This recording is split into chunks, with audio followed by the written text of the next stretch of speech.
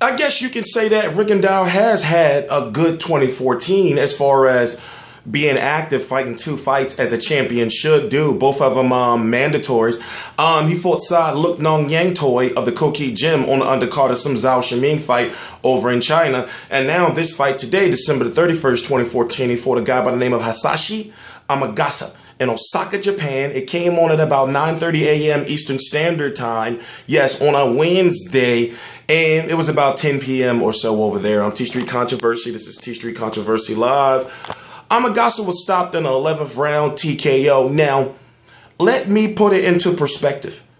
He had the Quasimodo hump on his face. So he had the Timothy Bradley, Diego Chavez lump on his face multiplied by 2.2. That shit was crazy. And it looks like to me his jaw was broken. I can't say yet, because people were saying when it came to the Timothy Bradley fight, his jaw wasn't broken. But this fucking guy's jaw was broken. As soon as they say it was broken, I'm going to post on Facebook. But it's no way that his jaw was not broken. Look at the thumbnail. Dude sitting there in the corner, just like, like he could have closed his mouth. And you know, Japanese people got no lips. Oh, that's not racist.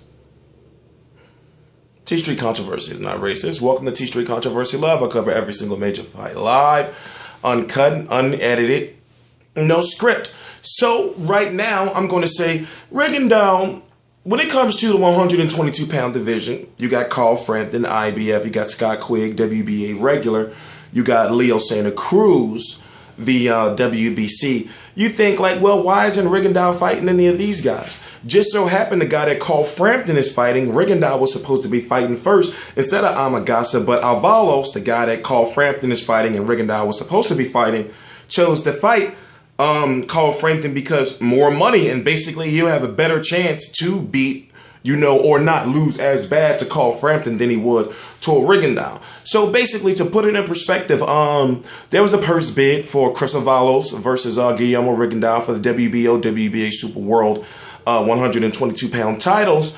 But only thing is, only one promoter bid on the fight. And that's Kareem Promotions. Now, Chris Avalos is promoted by Top Rank.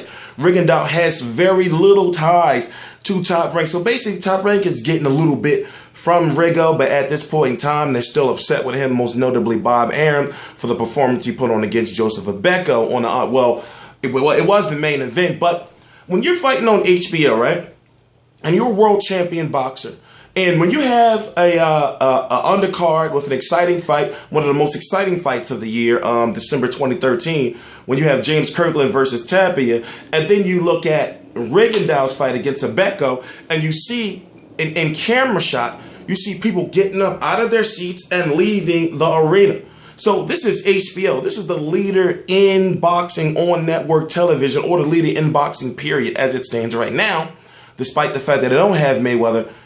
You look at, they can't have no shit like that. So basically, they kicked him off the network. His next fight was against Saad Luk Nong Yang Toy of the Koki Gym on the undercard of a Zhou Shiming fight in China. Now, he did what he was supposed to do. That he got that guy out of there early, basically cheap shot at him. I watched the fight. I covered it live. But with this fight right here against Amagasa, this Amagasa guy is about 6 feet tall. When I say he was the pressure fighter, I don't know how to describe the fight. It was exciting, and I guess maybe the presentation, those hype-ass Japanese commentators, and then when they say round 7, it was kind of like Street Fighter. It'd just slide across the screen with a little bit of flame on the back of it. It was crazy. But Rigondeaux went down twice in the 7th round, mostly because he's a small fighter, about 5'4", 5'5". This guy's about 6 feet, the guy he's going against.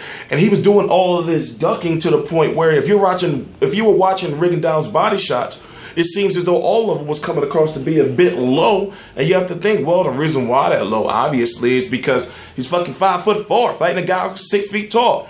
So you saw Rigondeaux lunging a lot, and that's one of the reasons why he got put down in the 7th round. But the first time he got put down in the 7th round, you would have thought that Amagasa had won the Super Bowl or something, because he went all to the corner, got all on top of the ropes and everything, and I'm like, yo. But he ended up getting his jaw broken, not confirmed yet, but I'm going to go out and say, yo, his jaws got broken. You got to listen.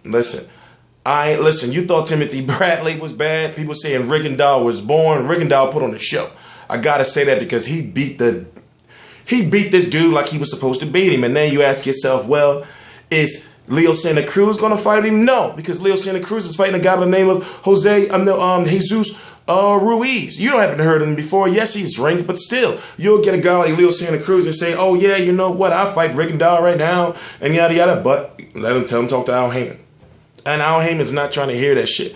And Leo Santa Cruz and Al Heyman is like this.